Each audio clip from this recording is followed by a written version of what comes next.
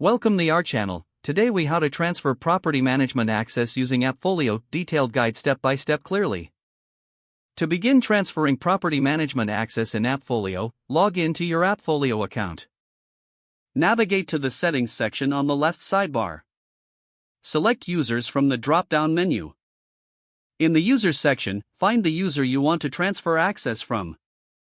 Click on the user's name to open their profile. On the user profile page, scroll down to the roles section.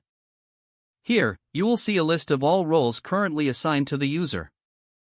To transfer access, click on the role you wish to change. Choose Edit to adjust the assigned roles. In the Edit menu, you can either remove the existing role or assign a new one. If you are removing a role, confirm the action in the pop-up window. Once a new role is assigned, ensure it has the appropriate permissions. After making your changes, click Save to apply them. Next, return to the main users list. Choose the individual to whom you want to transfer access. Click on that user's name to open their profile. Follow the same steps to assign them the necessary management roles. Ensure all settings align with your property management needs. Once satisfied, click Save to finalize the transfer.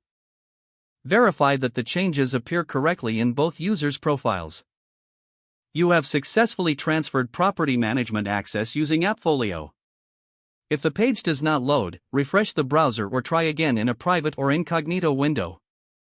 Make sure you are using the correct email address, then retype it carefully to avoid small typos. If your password is not accepted, use the reset option and create a new strong password you can remember. Check your spam folder for verification or security emails, then complete any requested confirmation steps. Enable two-factor authentication if available to improve account security and reduce unauthorized access risk. After signing in, review your profile details so your contact information and settings are accurate and current. If you see an error message, note it down and try again after restarting your device and internet connection. Don't forget to like this video and subscribe to our channel for more step-by-step tech guides.